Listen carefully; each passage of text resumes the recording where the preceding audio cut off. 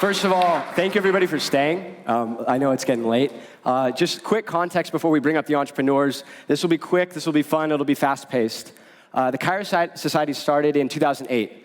Entirely student-run, really simple goal, finding the world's most promising entrepreneurs and connecting them to each other so that the people who are gonna shape the industries of the future actually have a chance to get to know each other while they're younger.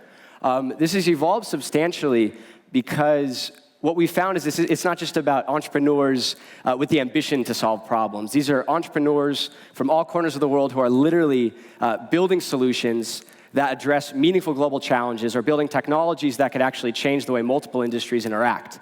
And they have products, they have prototypes. This isn't about ideation, this isn't about the hope of changing the future. There's been so much rhetoric in a lot of the conversations around funding at this event. And I mean, don't get me wrong, it's a good thing, but a lot of the conversations have been about, we want to fund things that matter, or we want to deploy our capital into meaningful problem spaces. Well, with the Cairo Society, we find hundreds of entrepreneurs who are literally working on these challenges, and our goal is to help their businesses get to market.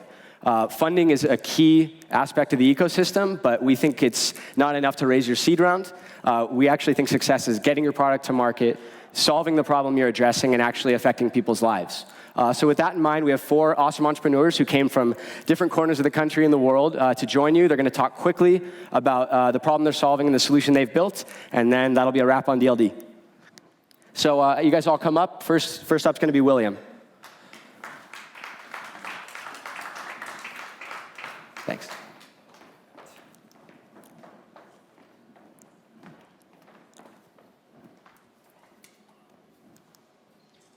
Hi, everyone. My name is William, and I'm in the education industry.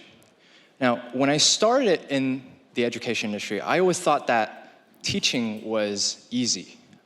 I thought that teachers taught from a textbook and that they got their 3-month off every year. But boy, was I wrong. It wasn't really until when I visited my own high school teacher that I realized that they were struggling.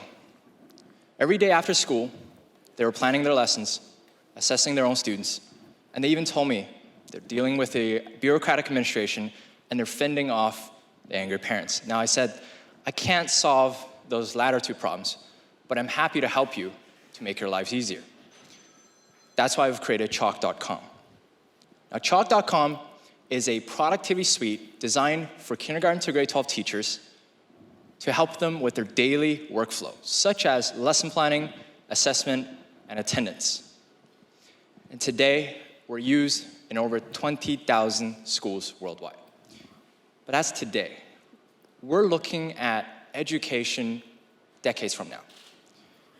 And as you know, the current day education system is designed for the industrial era, right? You may have heard the word factory model, where a student is divided by their age, and information is disseminated from the very top at the exact same pace. So we ask, how do we adapt education into today's knowledge-based economy? And this is actually a question that every school district is asking. The answer is actually quite simple, and that is to create personalized education for all learners. This will help people to learn, not only to learn, but to motivate them to learn even after they've graduated out of the formal education system. So why aren't we there yet? Well, if you think about the current system again, we're talking about kindergarten to grade 12. It's not very feasible to scale that. It's not very feasible to have 30 teachers per 30 students. We just don't have that resource. But that's all changing because of technology. And at Chalk.com, we believe in the role of the teacher. We're not here to get rid of them. We're not here to displace them. In fact, we support them. And we're building technology that will bring personalized education into the classroom. This is only the beginning of a revolutionary change in education. Thank you. Next up, we have Colleen from Vital VO. Good evening. I'm Colleen Costello, president and co-founder of Vital VO, and we're based out of New York. So our company was founded based on the premise of using lighting, particularly digital lighting, to reduce the incidence of hospital-acquired infections. I was actually first personally introduced to this problem, which is the #1 patient killer in many countries, when my grandmother contracted a MRSA infection while receiving care within a healthcare facility. These type of infections can be simply described as someone entering a facility for care and ending up more sick than they were when they entered. In the US, for example, this kills more people than breast cancer, AIDS, and car crashes combined every single year.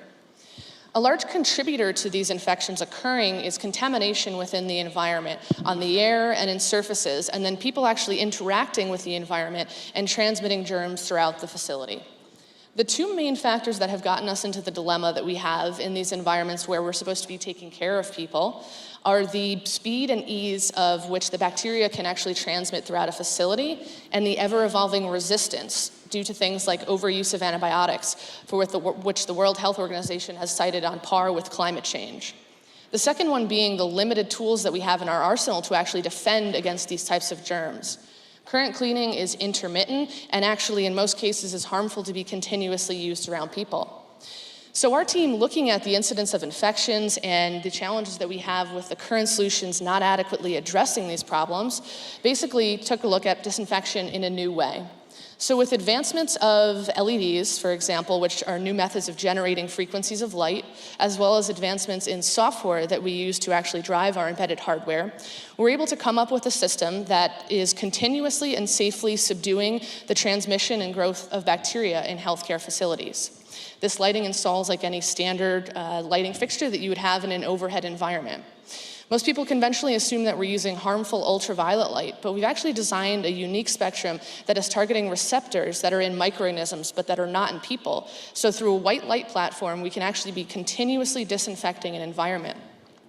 Now, hospitals are not the only facility that has risks associated with contamination or infection. Bacteria are a really crucial portion of our society and how we live on a day-to-day basis. But when we have 60 individuals killed from one single contamination in a compound pharmacy, or 600 people infected over the course of a year with salmonella from one specific food processing facility, we can certainly recognize that there are environments that could use additional disinfection protocols.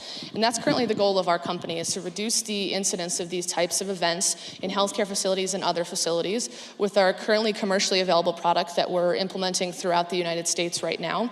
And basically through a variety of advancements in technology in a variety of different fields, all converging together, we're able to develop this revolutionary system that's not limited by things like human behavior or how often a facility can actually get a chance to clean, but just limited by where they have their lighting currently. Thank you. Thank you. Next up, we have Tim from Fiscal Note.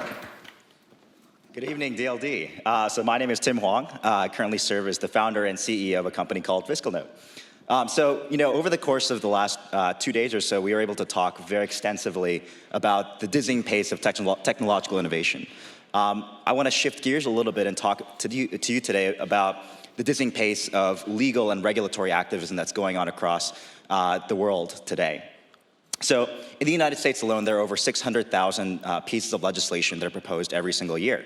Over the course of a single year as well, you see over 1 million pieces of regulatory action that are proposed in the federal government alone. Now, this pace of very dizzying regulatory activism is having its impact across industries from pharmaceuticals to medical devices to financial services to energy. And what this results in is actually a very, very weird system where there's a series of political uncertainty that impacts industries today. So we saw this yesterday in the case of Uber and the massive amount of political uncertainty that they're currently facing in cities and municipalities around the world.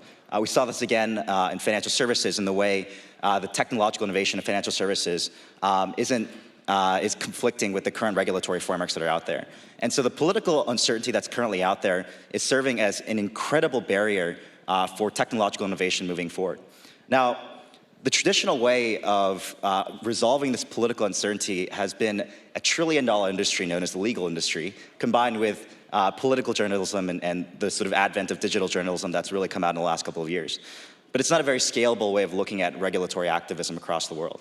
So what we do at FiscalNote is we aggregate legislation, regulations, court cases from around the world, categorize them into about 65 different industry verticals using natural language processing, and then run a series of analytics to look at things like the probability of a bill passing, or frequencies of different laws and regulations that are promulgating across different states and different jurisdictions. And so what this results in is a level of certainty that's injected into the legal and political system that allows corporations, organizations, individuals to be able to understand very effectively what's going on in their governments. Today, we're used in a variety of different organizations. In financial services, we're used by JP Morgan. Uber is one of our biggest customers as well in the technology segment. We're used in energy, medical devices, pharmaceuticals, and we're informing attorneys, compliance professionals, and government affairs professionals around the world and letting them know about the compliance issues and regulatory issues they're facing on a day-to-day basis. As we grow the company, our long-term vision is to build an end-to-end system in which attorneys are able to modify laws and regulations in real time and modify them for their organizations to understand the operational challenges that they face on a day-to-day basis. Thank you. Finally, we have Mikhail from Digital Genius. Thank you, Alex. Thank you, everybody, for being here. My name is Mikhail. At Digital Genius, we're building artificial intelligence technologies for Fortune 500 companies, governments, and banks. And AI is a huge buzzword these days, as you know. We focus specifically on next-generation conversational technologies and natural language processing. So the ability to teach technology to understand human beings and then to be able to make intelligent decisions based on those conversations. And let's take a little history lesson and take a flashback. 200 years ago, the Industrial Revolution has enabled all of us to outsource repetitive manual labor, and enabling a huge spike in productivity and output. We believe that the next step of this, the next stage of this evolution, is the automation of repetitive intelligent labor. So giving humans a chance not to have to do the things they should never be doing in the first place. For example, every time I get on an airplane, before I do so, I spend about 15 minutes calling my telecom provider and my bank to activate global roaming and obviously to put a travel notice on my card. And that process takes too long, it's too expensive, and it's ridiculous. It should be as easy as texting my mom, hey, going to Munich for 3 days, please make sure that my phone works well. And so we're helping these companies do that at scale. And it's not just like a Siri that helps you look up for the weather, but it's an NLP that can be used in all aspects of your life. So essentially we believe that efficiency will be gained by companies that use our technology to enable these conversations. And at Digital Genius, that's what we believe in. Thank you very much. So we've seen everyone present. A little bit of context. We started in 2008. There were 10 accelerators, not 180. Times have changed, and the notion that you can be young and start a business, I think, is more widely accepted. But we still think you need proof of concept. So just as there have been plenty of 22-year-old entrepreneurs starting social media and photo sharing companies, we believe there's going to be another generation of entrepreneurs proving that you can tackle really difficult challenges in really complex industries. And everyone here is, I think, underselling a little bit. William's product is used by thousands of teachers. Colleen's product has been piloted by hospitals, and both Tim and Mikhail are actually, actively working with multiple Fortune 500 clients and governments. So, again, these are not entrepreneurs who are looking for you to seed fund their idea. They're in the trenches, they're doing it, and it's simply a matter of how are they going to get to market as quickly as possible so they could actually build this business and be following their dreams for the next 5, 10, 30, 40, 50 years. With that in mind, I think we'll open up the floor to Q&A, or else I will just continue to moderate. We only have 5 minutes left, so this will be quick. Anyone have any questions? No worries, I'll keep asking. Oh, we got one. Scream it, yeah. So to FiscalNote, my question is, how do you keep a bay of new channels, new online petitions to estimate the probabilities of a bill passing through, for example? So how can you, in a way, make sure that you keep a bay of those? Sure. So it's a fascinating question. So basically what we've done on the back end is we've created a web crawler that goes out. It scrapes government websites on pretty much on a real-time basis. So what we do is we take all that information, we normalize that data on the back end, run a a series of natural language processing algorithms on top of that to be able to look at the categorizations that I talked about. And so once that data is actually packaged, what we do is we run a series of machine learning algorithms. So in the case of, let's say, legislative forecasting, what we do is we look at roll call data, campaign finance data, demographic data, and the relationships between legislators and policymakers to be able to understand what are the main drivers of legislative regulatory action.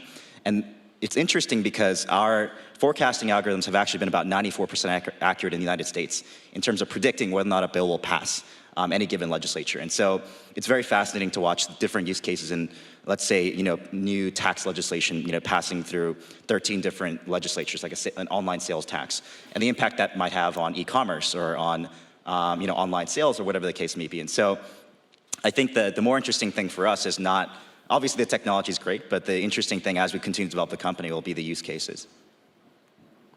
Anyone else?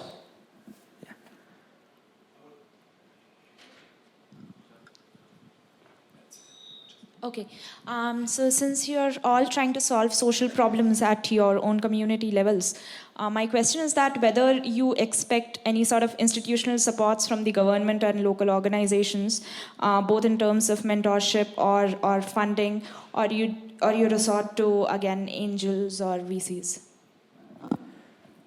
I think I can speak for all of us. We've all raised actually funding. So we definitely have, each one of us have our own supporters, whether that is mentors, investors, or from our local community. I can touch on a little bit that we also, in addition to institutional finance, have also been funded by things in New York State. For example, energy research development. They're seeing a slower uptake of LED retrofits in hospitals, so they see something that we're doing as something that could potentially speed that process up. And even with infections being the largest problem in the US on a federal level, there's a lot of funding available for new technologies to pilot and start to expand out. And we've actually looked at some emerging markets as well for the same type of funding. Yeah, on our side, we've raised 3 rounds of venture capital so far. And the interesting thing is that age is not an impediment to success in technology. If you have the technology, you find the product market fit. I don't think that I don't think that there's any really impediment to you going off and accomplishing what you want to accomplish. In our case, especially in the early days, we were funded by the best source of funding, which is real client revenues. And for us, that was a huge beacon because that meant we were actually creating something that the market really wanted and was willing to pay for. And that gave us enough traction in the early days to really scale up. In some markets, the biggest barrier is a cultural barrier where people don't even believe that they can start a business, or they're scared of failure. So some governments like Chile, for example, will fly in other entrepreneurs to speak and prove that you can actually be 22 and have a business. So it's different based on the geography. Yeah, you were definitely first. You have the mic. I would like to ask William, because I also deal with trying to help teachers to be better or makes their life easier. Do you work on the level that you address the teachers directly, or do you work with the school governing bodies? And I often see resistance in teachers being open for ideas to help them. Do you see that differently, or was it just a lot of work to convince them? We work with both at the teacher level and at the district level. Education is a challenge. Getting into the system is a challenge. But if you have something of value to the teachers, it could be as simple as saving them time, they will use it. And our products are completely free for kindergarten to grade 12 teachers. They're able to sign up, use it free, and funny thing is, they start spreading the word organically. And it's actually, in our earlier years, we were struggling as a company because the cracking the business side was hard. But it turned out that it's actually the teachers that cracked it for us, because they were the ones that told their administrators, that told their districts about our product, and that made the sale. I think we have time for one more. There's already house music blasting upstairs. All right, so I'll take this opportunity to be the last question of the day. And my question is to Mikhail. Is your NLP technology, or maybe you know about the state of NLP technology in general, is it powerful enough to replace teachers or help them automate answering questions about homework assignments, or is it not ready yet?